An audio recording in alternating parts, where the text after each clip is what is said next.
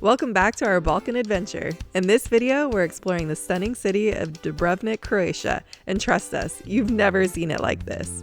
We walked the entire loop of the ancient city walls with no one else around, wandered through its charming old town, and came back at night to experience the magic of Dubrovnik's Christmas Market. Let's dive in.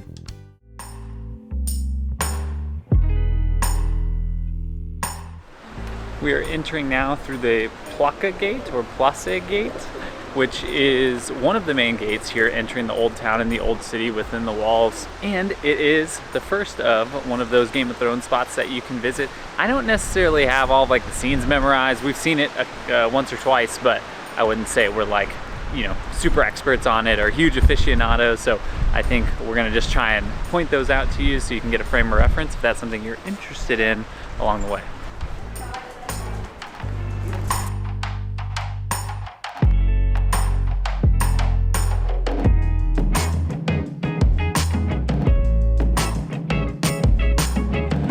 First stop here after a bakery is to explore the old city walls. You have to have tickets, but you can also access it with the Dubrovnik City Pass, which costs the same as a ticket. So that's what we're doing. We purchased a City Pass on our phones and we're gonna go check it out. The Dubrovnik City Pass not only gives you access to the wall at the same cost as the wall itself, but you also get access to a number of museums in the area, discounts, things like that. So really there's no reason not to go the City Pass route. Not that we're aware of. For us, it was 15 euros. Once again, every corner, every turn, every angle, there is a beautiful view. And a lot of wind. A lot of wind up here, but look at that. That's incredible.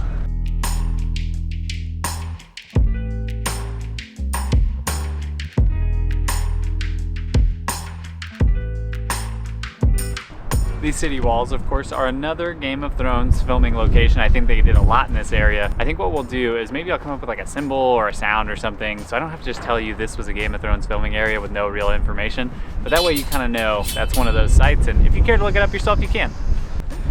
We did look at staying inside the city walls. However, we could only find individual apartments, so we would have been kind of spread throughout the city in different buildings.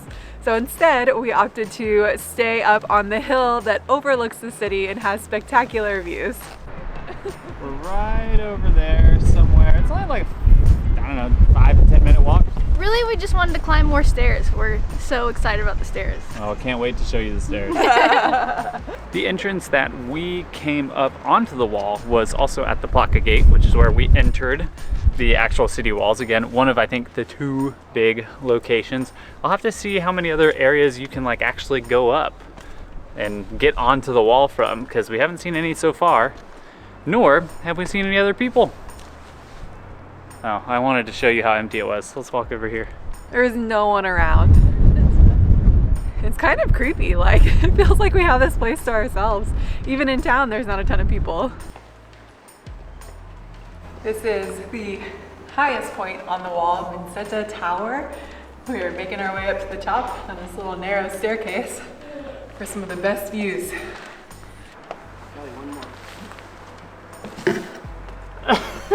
He's stuck. Gotta leave the backpack behind. Guess I'm gonna set this down. All right, let's try it again. Hopefully my hips fit. Take 2. Oh, success. Wow. Wow. Lean out there. That's a pretty sweet shot there. Out the windows. Which window's better?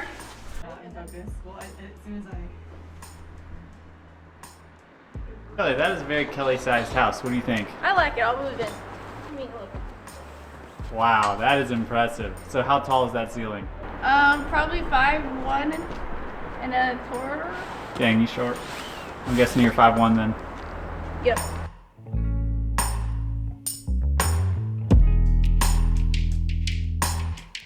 Also from up here, you can get a great view of Lokrum Island, which we'll be visiting tomorrow. Convenient reminder to subscribe to follow along for that adventure as well. Not a bad spot to shoot some hoops.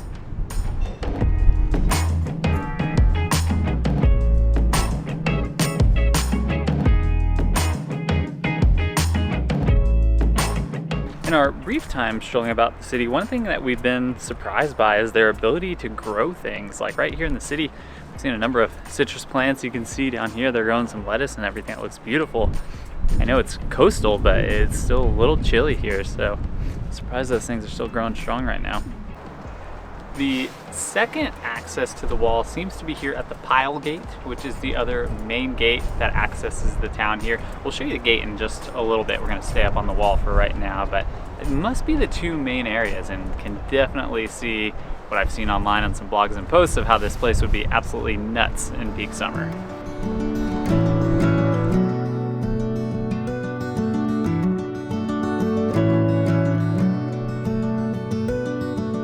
Back behind me is Fort Bakar. That's where we're going to be going later, and it looks like it has incredible views of the walled city. I also love the color of the water down here. It's so turquoise and different types of blue, and this is also another Game of Thrones site. We're about halfway through our walk, and we've now transitioned to the seaside, so we have some views of the vast Adriatic Sea behind us.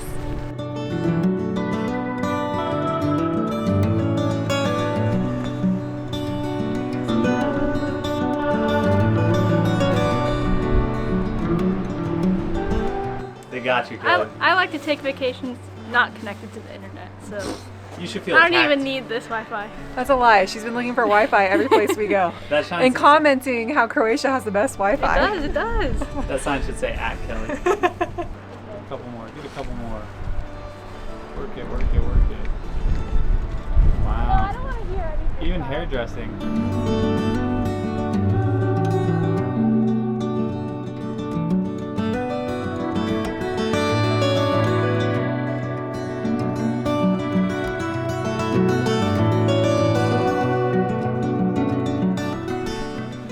Obviously, there's a lot of shops and restaurants and things in the side of the city walls, but it is kind of cool. They actually have a couple like bars on the cliffside outside of the city walls looking over here at Lokrum Island. Nice little spot to grab a drink, I'd say. They actually have these basketball hoops like randomly on the wall everywhere. Gotta make use of the space you're in, I guess. The little history I learned from Wikipedia about the city is that they think it was formed back in the 7th century. So this place is really, really old. And then in 1667, most of it was almost destroyed by an earthquake. And then during some of the wars, it also suffered some damage. But in the 90s and 2000s, they did a whole lot of reconstruction and turned it into the tourist paradise it is today. All right, I think we're wrapping up our full loop here of the walls. All in all, it took about 2 hours, give or take, and that was stopping for a lot of pictures, but also no crowds to navigate. So I think that's probably a good time to estimate. There are like 3 entrances and exits that you can move around. Now we're gonna go explore some of the interior of the walls.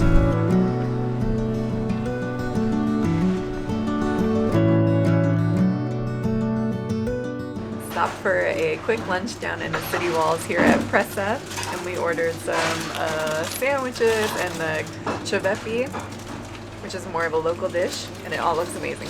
Very big portions too, these are huge. Delicious lunch, highly recommend Presa if you're looking for somewhere to stop in the city. And now we're just kind of wandering the streets, gonna see a couple sites here in the city center. It is kind of like an interesting contrast in here that like, you know it's old with the stone walls and everything, but it's so clean and polished, and I think that maybe speaks to the rebuilding efforts here. What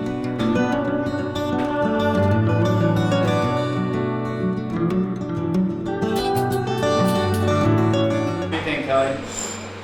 Shame that it was closed, but you know. Wow. I'll give you 9 out of 10. That was a good one. Yeah. Shame. Shame. So fun to just wander around all the little alleyways and pop out in plazas, and it has just all the limestone walls everywhere. It's pretty cool.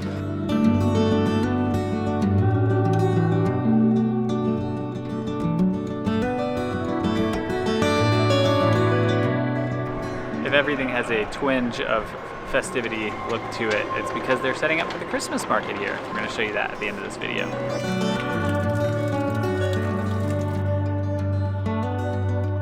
A lot of the businesses use the street lamps to identify themselves, so there's not a huge sign on the door or above the door or anything like that. It's actually a little bit more subtle and kind of nice to help blend in with all of the old feel here. It's weird seeing a Hard Rock Cafe sign, but...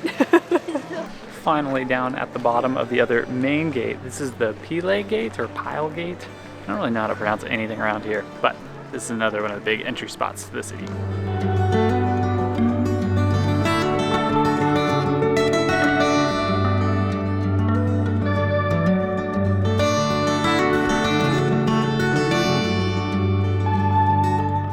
We have ventured outside of the city walls now and are down by the water on this cool little pier, looking at how crystal clear this water is.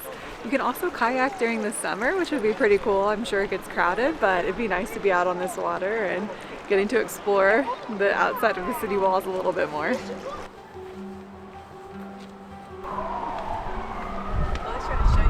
Kelly's showing off on the video. Kelly, let's see how you're breathing. We gotta do a tech. Trying to hold it together. Even that was loud.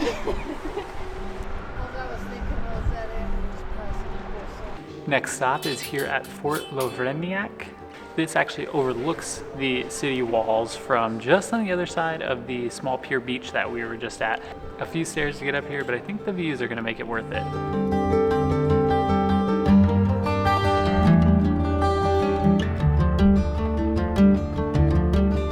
It's really cool coming up to this fort and seeing the city behind us, but it almost blends into the other villas and places to stay at the top of the city, so it's not as like, I don't know, magical feeling as it is from our view, I think, where you have the sea in the background, so it really stands out.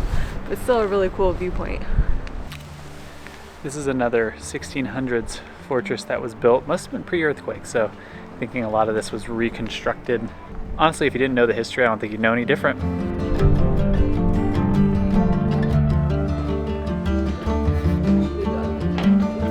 Now headed back to our hotel, which we mentioned was on the hillside, and we've kind of, I think, alluded to all of the stairs. Let's show you a glimpse of what we're talking about.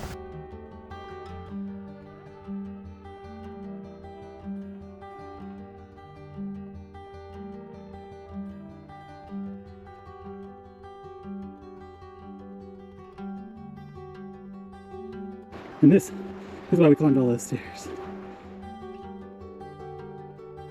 We're staying here at the Home Sweet Home guest house, which includes several terraces with fantastic views over the city and sunset. So we're gonna have a glass of wine and hang out the rest of the afternoon before some more fun this evening. We are back down here in the city center to wrap up our time here in Dubrovnik, and very excited. Tonight they're doing the tree lighting ceremony and they have all of the Christmas lights turned on and the Christmas market is opening. So we are stoked to go explore.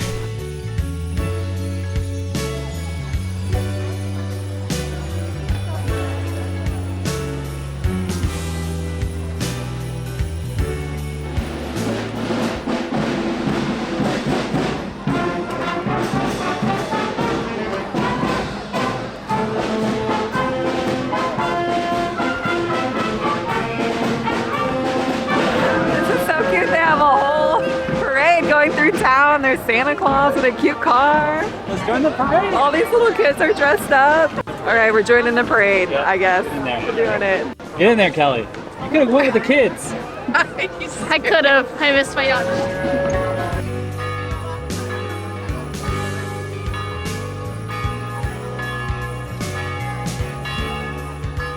Got a little snack from one of the pastry shops. This is a burek, and they have it savory and sweet. This morning I had an apple one, which is really good.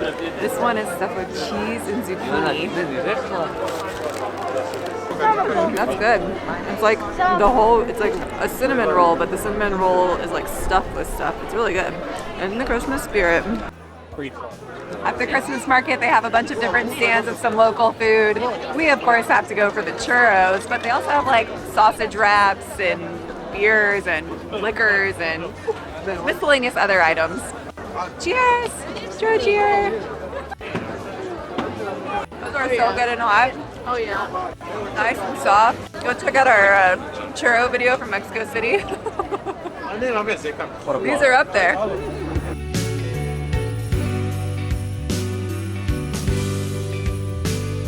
That's gonna wrap up a jammed-packed day here in Dubrovnik, and we absolutely love this city.